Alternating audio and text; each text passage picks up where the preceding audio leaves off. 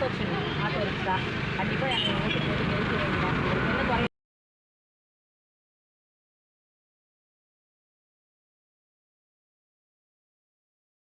என்ன குறை நாடாளு மக்கள் கட்சி வா தனலட்சுமிங்க. நாடாளுமன்ற தேர்தலில் ஈரோடு தொகுதிக்கு வேட்பாளராக போட்டியிடுறேங்க. எங்களோட வாக்குறுதி என்னன்னு கேட்டீங்கன்னா, நெசவாளர் மிகவும் பாதிக்கப்பட்டிருக்காங்க ஈரோடு தொகுதியில. அவங்களுக்கு விசைத்தறி இலவசமா வாங்கி கொடுக்கறதா நான் வாக்குறுதி கொடுக்கறேங்க. இன்னொன்னு, நம்ம மகளிர் லோன் வாங்கி நிறைய பெண்கள் பாதிக்கப்பட்டிருக்காங்க. இது லோன் தனியார் நிறுவனம் அத்தனையுமோ மானியத்தோட அவங்களுக்கெல்லாம் லோன் வழங்கணுங்கிறது என்னுடைய விருப்பம் மட்டும் இல்லைங்க, எங்களோட கோரிக்கையும் அதுதான். மகளிருக்கு எந்த விதமான கடன் தொல்லைகள் இருக்கக்கூடாதுங்க. 6 மணிக்கு விளக்கு வச்சு வசூல் பண்ற அந்த மாதிரியா நிறைய அனுபவிச்சுட்டு இருக்காங்க பெண்கள்.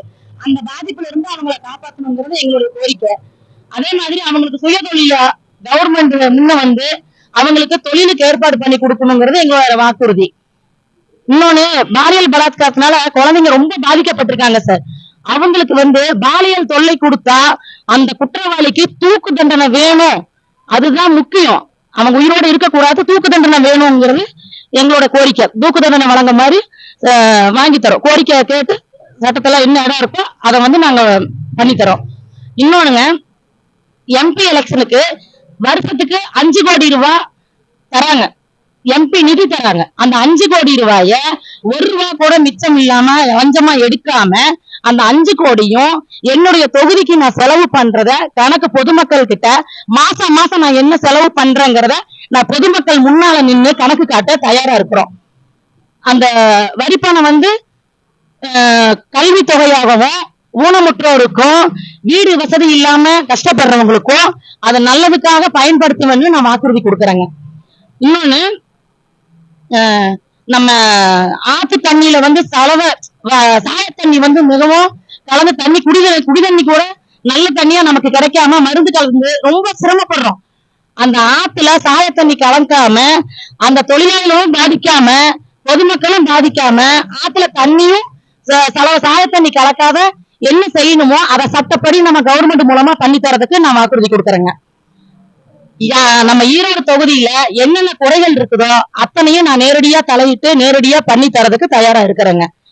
நான் இந்த தேர்தலில் போட்டியிடுறதுக்காக என்னை ரொம்ப கஷ்டப்படுத்துறாங்க. என் கார் கண்ணாடியை உடைச்சாங்க. எனக்கு இன்னுமே பர்மிஷன் எதுக்குமே கொடுக்கல.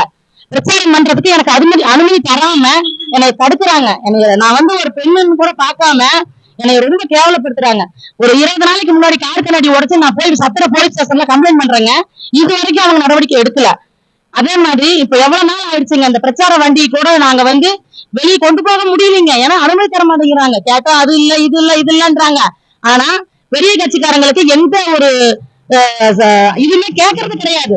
அவங்களா என்ன இப்ப எங்க கண்ணு முன்னாடி லட்ச லட்சமா கொடுக்குறாங்க சார். ஆழத்தி எடுக்கிற பொண்ணுங்க கிட்ட 500 போடுறாங்க. நாங்க கண்ணால பாக்குறோம். இதையெல்லாம் தட்டி கேட்க மாட்டேங்கிறாங்க. ஆனா நாங்க சின்ன கட்சிங்கிறதுனால எங்களை ஓட்டு கேட்க கூட அனுமதிக்க மாட்டேங்கிறாங்க. ஏன் எங்க நாங்க வந்துருவோமோ அப்படிங்கிற பயம். இன்னொன்னு, நாங்க துணிச்சலா நாங்க இருக்கிறோங்கிறதுங்க. எங்க வீட்டுல நிறைய கொடுக்குறாங்க. நான் விளையாட்டுக்கோ நான் சீரியஸா நான் சொல்லுவேங்க. உண்மையா உங்ககிட்ட ஓட்டு வாங்கணுங்கிறதுக்காக நான் பொய் சொல்லல, உண்மையா சொல்றேன். நாங்க ஒரு ஓட்டு வாங்கினாலும் பரவாயில்ல, அவங்க எவ்வளவு குறைமிரட்டல் கொடுத்தாலும் சரி, எங்களுக்கு எவ்வளவு தடைகள் கொடுத்தாலும் சரி, ஒரு ஓட்டு வாங்கினாலும் நாங்க பெருமையா நினைக்க சந்தோஷப்படுறோம். ஆனா அதுக்காக நாங்க மக்கள் சேவையை நாங்க நிறுத்த போறது கிடையாது. நாங்க ஜெயிச்சாலும் தோத்தாலும் மக்களுக்கு என்ன செய்ய இருக்கிறோமோ அதை கண்டிப்பா நாங்க செய்வோம். அதை தடுத்த எந்த புள்ளினாலையும் முடியாது, புள்ளினாலையும் முடியாது. எவ்வளவு பெரிய ஆளா இருக்கட்டுங்க, என்ன செய்யணும்னு நினைக்கிறோமோ அதை நாங்க மக்களுக்கு செய்வோம். நாங்க ஓட்டு போட்டு ஜெயிச்சப்ப செய்வோங்கிறது கிடையாது, ஜெயிக்காமையும் எங்களால செய்ய முடியும். இப்பவும் நாங்க அதை பண்ணிட்டு தான் இருக்கிறோம். ஒரு பத்திரிகையில கூட எங்க பேர் வரக்கூடாதுன்னு நினைக்கிறாங்க சார். இப்ப 2-3 மாசத்துக்கு முன்னாடி ஒரு சாயப்பட்ட பிரச்சனை, ஒரு தொழிலாளி பாதிக்கப்பட்டு அவங்களுக்காக நாமக்கல் கலெக்டர் ஆபீஸ்ல போராடி அவங்களை காப்பாற்றணும். அதை கூட ஒரு நியூஸா போடல. காரணம், நாங்க வளர்ந்துருவோமோ அப்படிங்கறதுனாலதான். நாங்க இன்னும் பண்ணிட்டே தான் இருப்போம். நிறைய லோன் பிரச்சனை பண்ணுனாங்க, தூக்கு போட்டு கூட பெண்கள் செத்து போனாங்க சார். இப்ப 2 மாசத்துக்கு முன்னாடி கூட அதுக்கு கூட நாங்க சப்போர்ட் பண்ணணும். நிறைய நாங்க பண்ணிட்டு தான் இருக்கிறோம். அதே மாதிரி நாங்க கொடுக்குற வாக்குறுதிய கண்டிப்பா நிறைவேற்றுவோம். நீங்க எங்களை ஜெயிக்க வச்சாலும் சரி, நீங்க எங்களுக்கு ஓட்டு போடலைன்னாலும் சரி, உங்களுக்கு சேவை செய்ய நாங்க எப்பவும் காத்துட்டு இருக்கிறோம்.